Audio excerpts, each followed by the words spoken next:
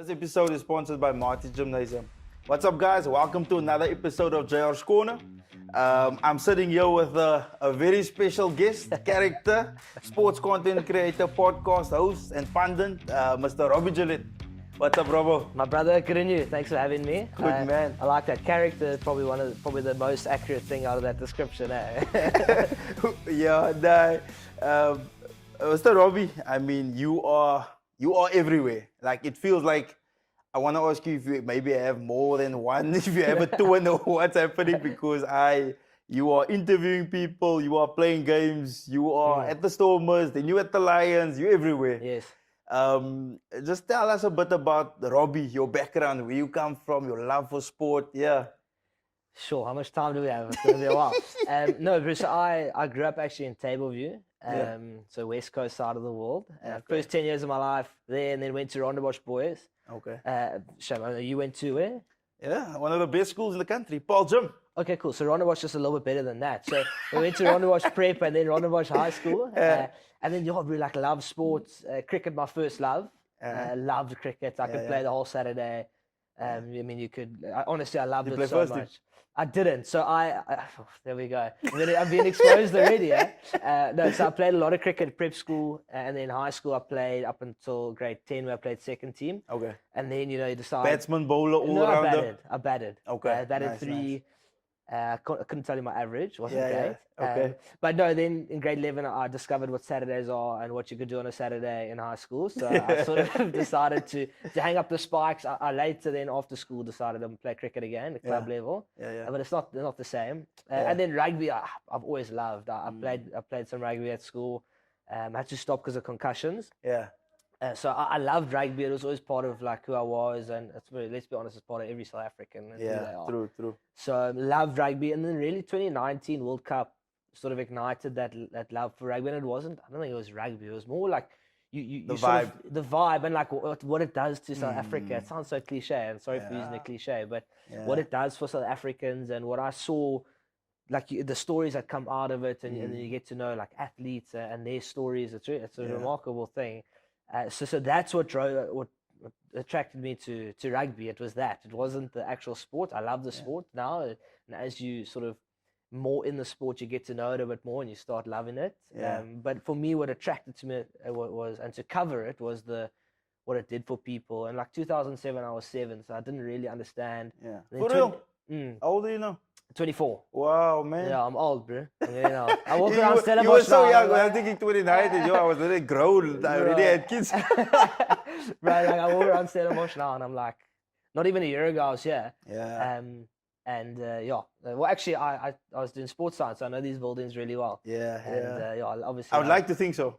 Yeah, well, you would think so, hey? after 3 and a bit years. Yeah. No, I mean, that's amazing, man, Robbie. Just your background and getting into sport, and I mean, something you mentioned. You started covering the sport that time, and was that the reason why you obviously studied in sport, or decided, listen, you're going to study sports science? Sure, very good question, because that's a very loaded story. So actually what I wanted to do was do sports psychology. So in 2020 I went to UCT, and I was doing psychology, and in the first lectures they sort of tell you your roadmap to become a psychologist, and it's very long for the people who know. It's 3 years, honors, it's not just that, after that. And then they mentioned what you can major in and all of that, and then they didn't mention sports psychology. So I went down to the front of and I asked the lecturer, he didn't mention sports psychology, what's that about? And he was like, well, we don't offer that. So it's first day of the degree. And you're already and I'm already I'm there. I've already been sculled out by the books admin lady. The admin lady's really sculled me out, so my name's, So I've gone, okay, well, this is a bit of a nightmare. I've called my mom and was like, we're in a bit of trouble here. I can't study this. And then she said, the lecturer mentioned Stellenbosch University, you have sports science. Yeah.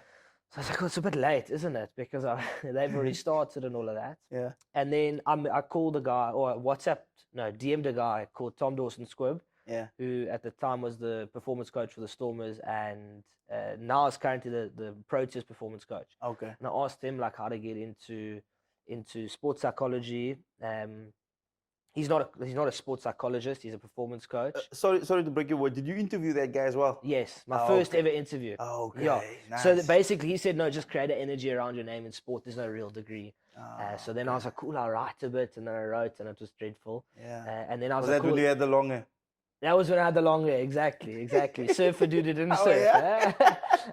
And then interviewed him. I said, I'll interview you, Tom, and he was probably a bit like, oh, really?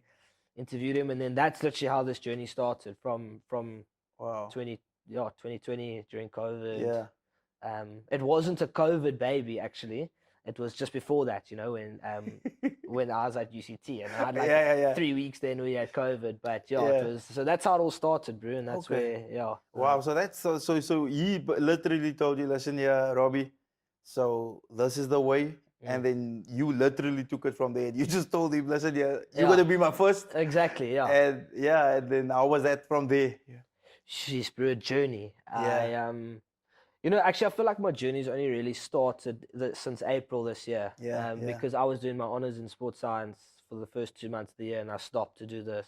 But in those 3 years, it was a journey, bro. Or 3.5 years was a journey. Like, you started doing it part-time. Yeah. And you're not sort of taken the full plunge, and I think that was I could have been a lot further if I had done that earlier, because you're not like, what I felt is that I always had an escape of I'm a student who's got a side hustle, whereas I knew that that's the reality what I wanted to do. Like I wanted to do media and that, but I had that escape of I'm still studying.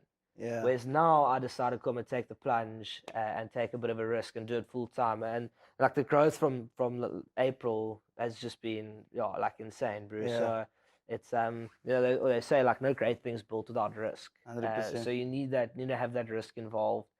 So for me, there's no plan B, bro. So if this doesn't work out, I'm in trouble. You're gonna grow your hair long again and go surf. Bro. Teach surfing lessons or something. That's crazy, man. But man, it's amazing and it's inspiring, man, to hear your story and your journey. Because I mean, the period that you've been busy doing this and pushing this, I mean, not long after that, I actually got to know you. Because when I was thinking about, prepping for our conversation, not that I needed much prep with you because, everything of yours is out there. I can see who you are, and there's actually another question that I have lined up in my mind outside of what I have here that I thought about now. But obviously we met through the late Prof. Krak, Yes, rest in peace, Prof. Krak. Yeah. Wow. What an amazing guy. And then he actually pulled me in and just said, listen here, he wanted me to play for him. And then when I started working at Marty's Gym, and he just said, listen here, why don't you come help the boys a bit, just be a part of that conversation. Yeah, be a part of the group, And then I was like, okay, listen here, I miss rugby. I want to, just feel it again, Yeah. And that's where I got to know you. But funny, I remember that. Funny story about that is, I remember I think it was Brackenfell. It was the first game that you played for the one and only game I played for you guys. guys. For the Vicks. So I've now, so Prof very kindly said we can do team manager as part of our hours. Myself and Gaz, you also know. So I'm like team manager for the second team at Marty's. And learning on the job as well. So it's raining at Brackenfell. It really is like drenched. Yeah, no, it was like my feet started to itch. It was like you had that like cold. It was cold. It was like shivering.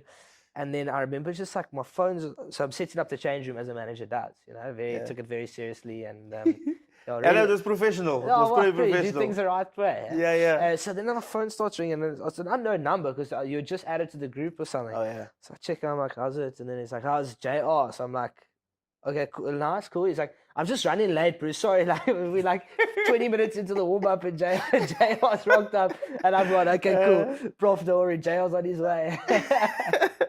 Yo, that's I actually remember that. You know what? I actually have one Marty sock because I played with one sock. The other sock was just like a black sock that I just like pulled down, and in those conditions, it wouldn't have mattered. It was all muddy. Yeah, honestly, it didn't matter. But that was actually my return to like starting to play again, and then it was special, bro. Yeah, with Prof and with the boys, I mean, I remember that French fly up that we had.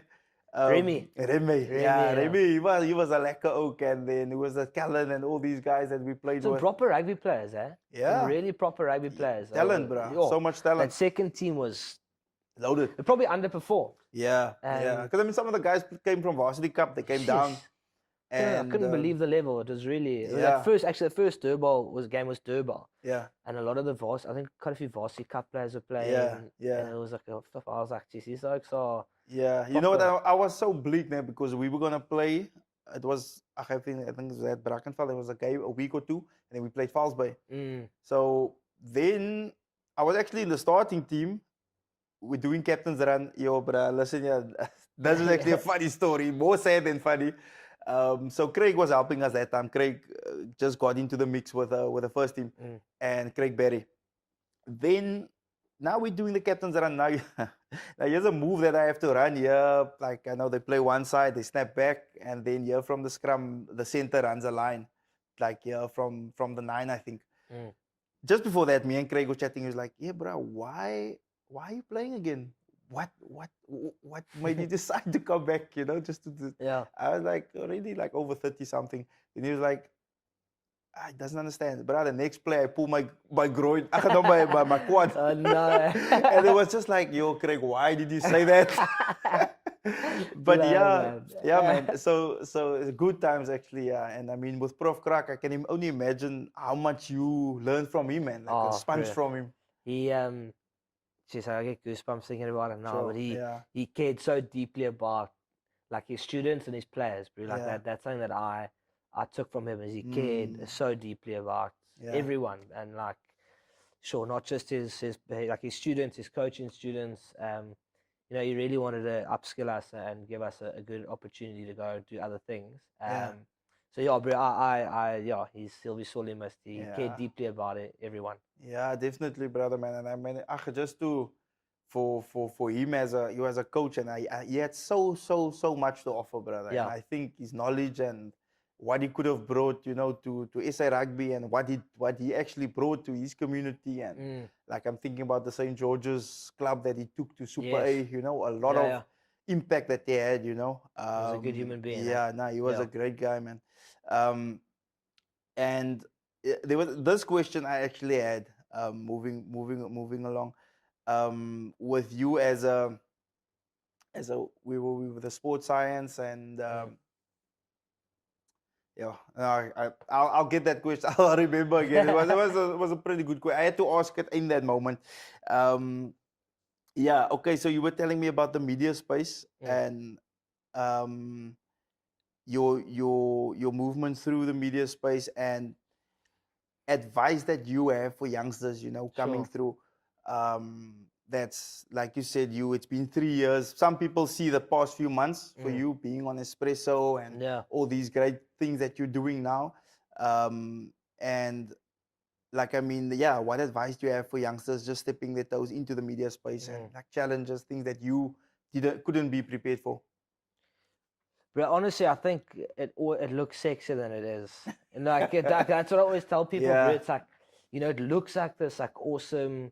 And it is like you do really cool things, and you get to meet really cool people, and you get to put yourself out there. But like you know, people want to see what they want to see, right? So if you're doing social media and all that, they want to see the glamorous side of things.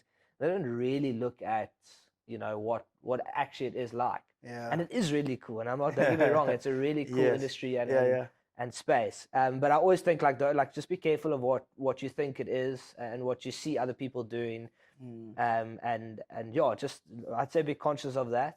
Yeah. And then also another thing is that I think the older you get, the more you realize you actually don't know a hell of a lot. That's what I've experienced. Like think back to 2019, I thought I knew so much. Yeah. So much more than I actually did. Yeah. And then you look back to now, and I think now, and I'm like, you know, you always think that you know more, but as you get older, you actually realize 100%. And that's why like youth is people who are young go get it because it's like unknown. Yeah. And whereas as you get older, I think the more you realize, I probably don't know what I think I do. Exactly. Yeah. And the thing is, and that's a good thing that you mentioned that, because like for the youngsters out there, I would think not that really advice, but just to always be coachable and like to have a growth mindset, man, Yeah. because even with me, I mean, I'm whatever age I'm at now, 30 odd, I learn so much every day, and there's not like an older person or younger person that you can't learn from. So you must just be open, man, be open-minded to learn from the next person and just to take from a sponge from whoever you can learn from. Yeah, definitely, bro. Yeah. And yeah, I was thinking, obviously, this was a very divided one this whole week. The Springboks, Manila Bok. Yo, bro, I know you got a bit of yeah, a little bit. You got a bit of backlash. Yeah. Yeah, just it's weird, bro. It's like you get backlash for backing someone. Generally you get backlash for not backing someone. Yeah, and like really being like mean about it. Yeah.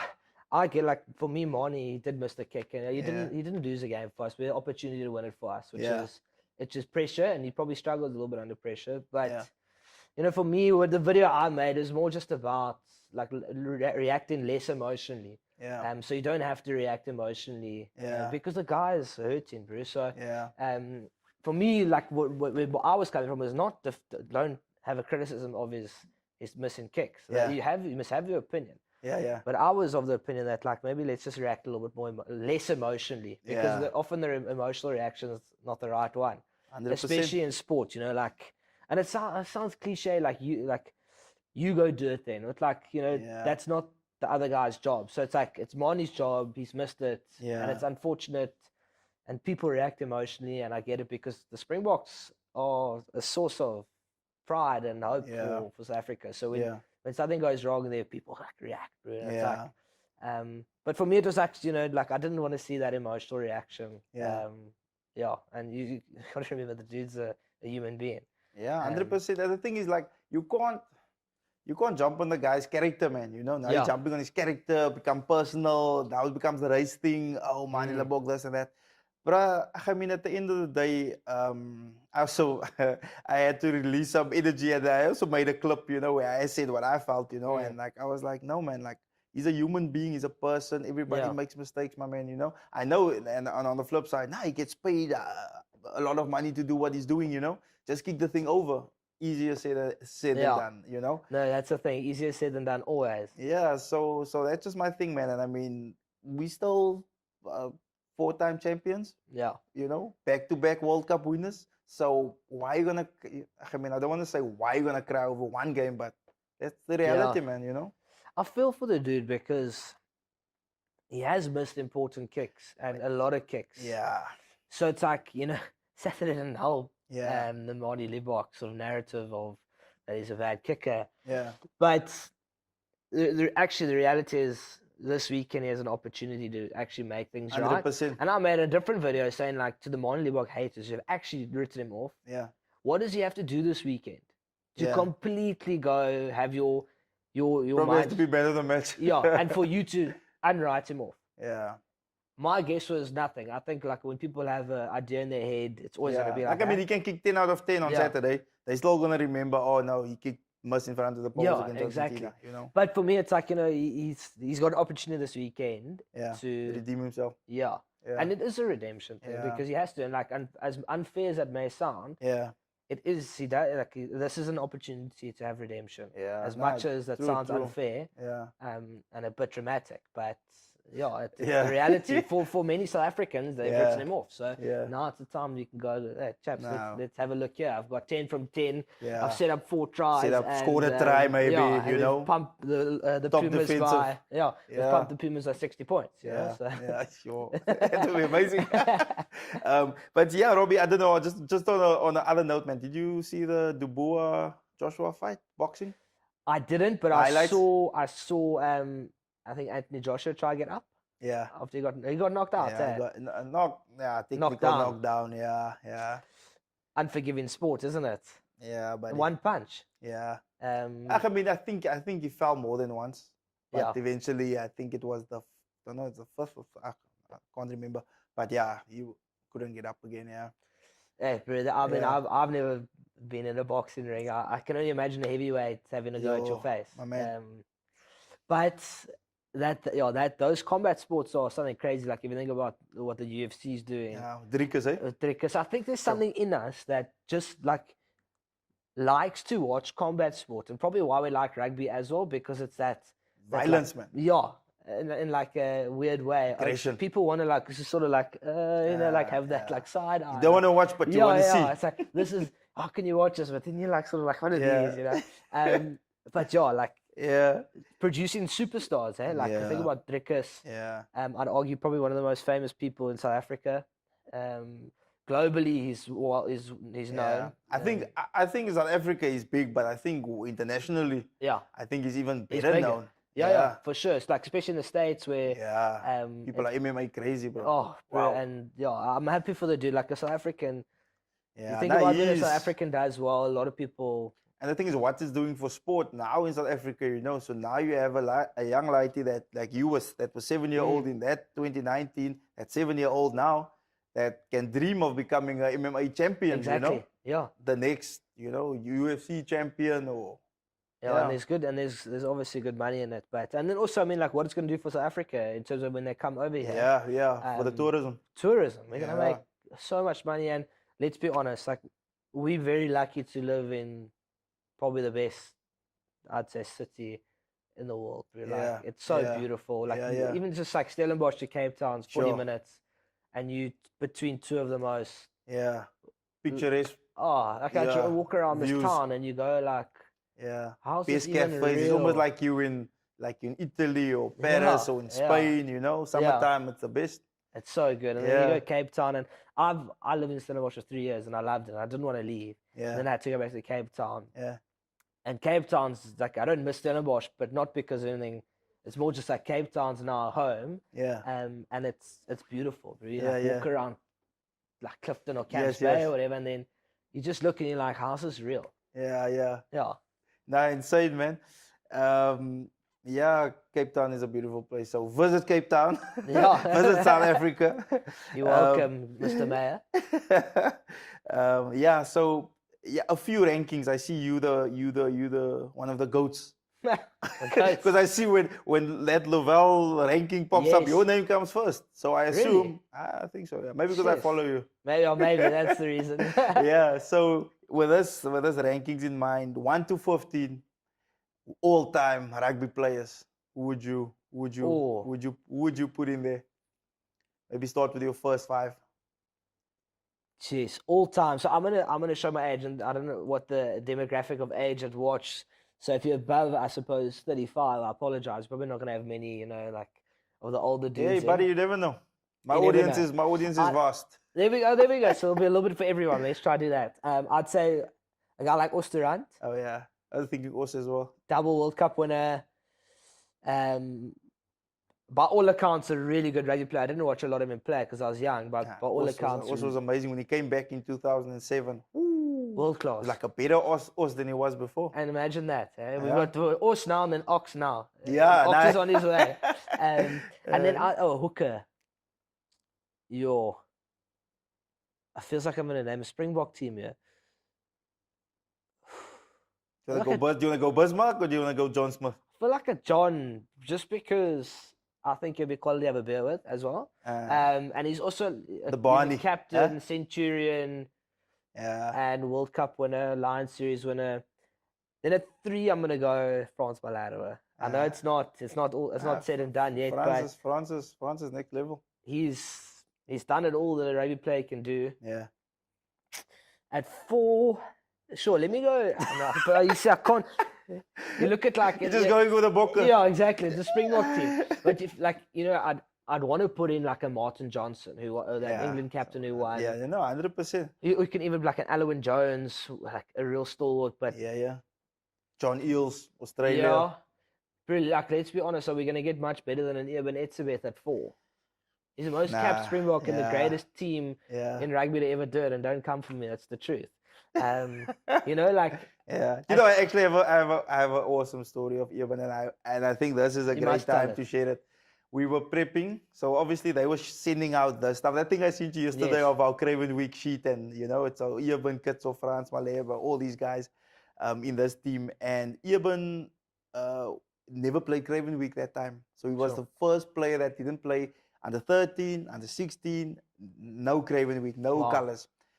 matric, he comes, now you see this freak of nature, bro, 2.02 meters, Crazy, 118 kilos. I see him and Franz weighed the same that time. And we were on a camp in PE. So we were prepping, we were going to play Craven Week in East London. So now, it's actually a bit of a naughty story, but we had to, I think this had to happen for everything to happen the way it happened, you know? Yes, yeah. So we were planning on sneaking out of this place where we were going to stay, all right? So we have these friends in town, we're going to meet them somewhere out. The boys are like, nah, ready, but the door's locked. So now we need to sneak out, climb through a window or something. Now we're trying to figure out how we're going to do this. Okay, it was me, I think, Ricky Schroeder, Nizamka, Tsotsum Bavane, Eben. He was the only white oak there in our group. Eben was game. He was like, nah, listen, he's going to do it. And now we're trying to figure out a way to get out. Yep, 2 minutes later, Nizam standing with a burglar bars in his hands. He was like, boys, we're going through the window. I think Eben was the biggest oak, obviously. Eben through. And then we left. So I don't know if any of the oaks would probably, the older guys that was a part of that would probably remember that. But yeah, that was a funny story. That's a good story. Once the arms got the burglar bars off, you have to go. Yeah, bro. Now you have to go. You already took it off. So either way, getting in trouble because the burglar bars are off. So that's what I get. I mean, we went out safe. We came back safe. Everything was good, you know. Yeah. Hopefully the coaches. I don't think the coaches found anything out. Yeah, Darby's name was actually our backline coach that time. Yeah, Duffy was probably also out. Maybe I think they were chilling. They were having a good time. Yeah. So where were we now? Yeah, you were saying Locks now. Yeah. Yeah. 6. I'm gonna go Victor Matfield. I'm 5. Victor Matfield. Second highest cap Bok now. Yeah. 6 is a difficult one. I like. I really liked. He's not gonna be number 6, but a special shout out. I really liked Heinrich Brousseau. Probably because I was a little bit young.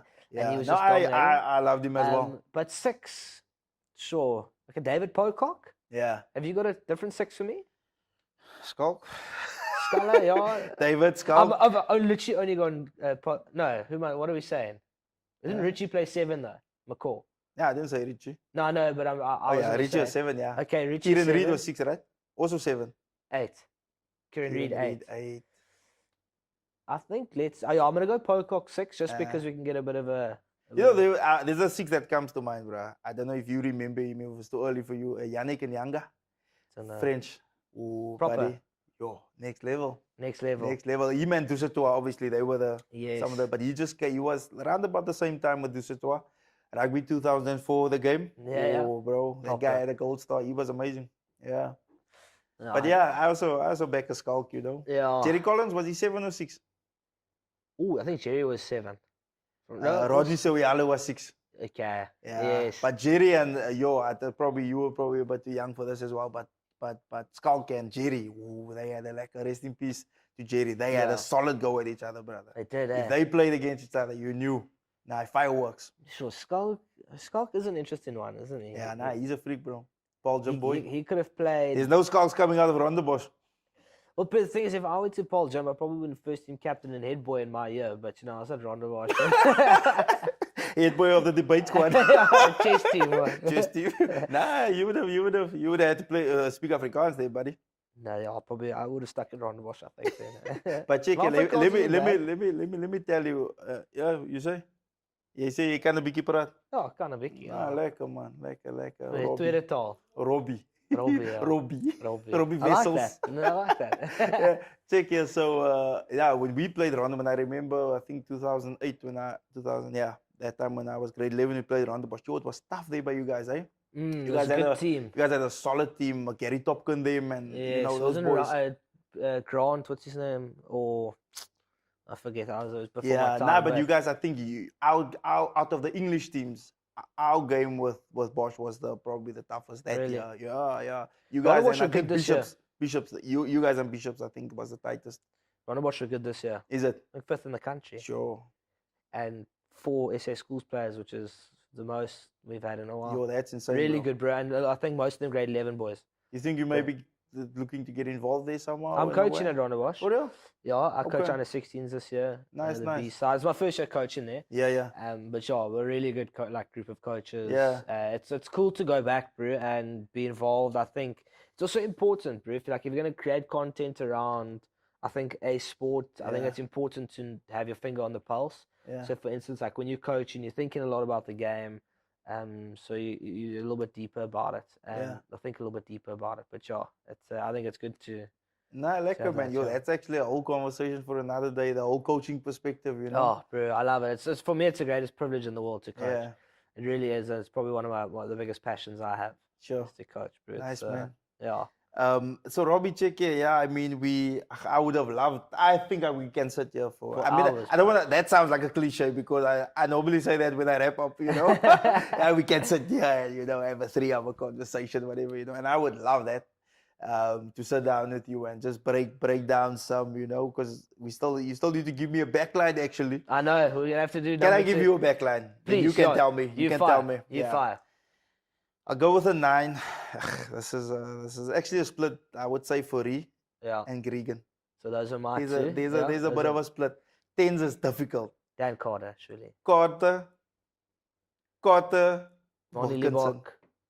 Carter Wilkinson. Hey, Carter Wilkinson. Just behind them, I would say Polly.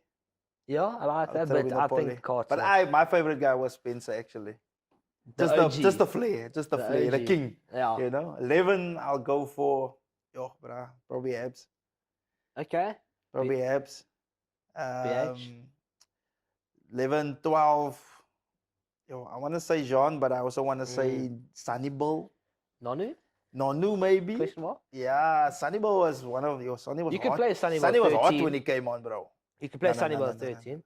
13, it's either Jacques Fourie or Conrad Smith. Okay. Will be Conrad. Okay, no, listen, yeah. Okay, the King Driscoll. Rainer Driscoll. He has to be the 13. I'm sorry. Yeah. Fair enough. Bod. In Bod we trust. 13, 14, would you say? Popular opinion, probably John Alamu. How could I forget? He actually had to be 11, so whoever's 11 has to be. BH was 14. Yeah, Abs has to be 14. Yeah, no, definitely Lomo, bro. Iconic.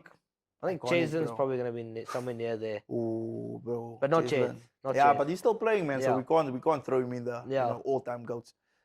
15. Percy. Good shot. I feel like there's someone we could have in there. Percy or late Australians was there. I think Northern Hemisphere, they had a couple of good 15s. Nah, they did actually. But who can you think of? Who comes to mind now? No one really. The Northern Hemisphere gets so much rubbish from me. Jason Robinson, brother. Yeah, so we could play midfield. Yeah. I mean, he can play wing and 15. Yeah, he's playing 15 for us. I'd back him. Not obviously probably the best kicking wise and stuff, but attacking from the back. Flair. Nobody else, bro. Nobody else. That twinkle toes. Special. Yo. But yeah, Mr. Robbo, what's next for Robbie? Sure. Bro, just I think being as consistent as possible, like carry on posting every day, trying to keep fresh with it, bro, because you get to a point where you've posted every single day and you've got to keep it fresh. Yeah. So keep it fresh, post every day. Grow. I think that's probably the one thing that I really like about social media is you can watch the growth. So for me, that growth it's motivating. As much as it shouldn't be. Bro, continue hopefully to try and be a good brother, son, and friend. Just be a good person. Yeah, exactly. Try to be, bro. But for me, just keep as consistent as possible. It's like there is a simple science to social media, and it's posting as regularly as possible. With relatable stuff. So that's what I'm gonna try to be at, bro. And I'm slowly transforming into longer format stuff on YouTube. So giving that a go, and just trying to enjoy what I'm doing, bro. Enjoy the journey. I think I can agree to everything that you said now. Lastly, I would just like to give you the flowers, like the people say, I give the flowers while they're still here, and I mean the great work you've been doing, continue doing the great work, brother. I saw you had Romans 28. Is it Romans 28? Yeah. What does that mean to you? It's more of a it means a lot, bro. It's something that I live my life on, and I think in this industry, you can get so caught up in what you what you want and what other people have. And for me, it's a verse that sort of just, you know, you can put your mind at ease, where it's like, all things work together for the good of those who love the Lord. Yeah. They're called according to His purpose. So Amen. if it's His purpose, and if it's and you're called to it, it'll work out. So you can have peace at that. So that's something that for me, you know, because my mind goes at 100 miles an hour, and I'm obsessed with what I do. Yeah.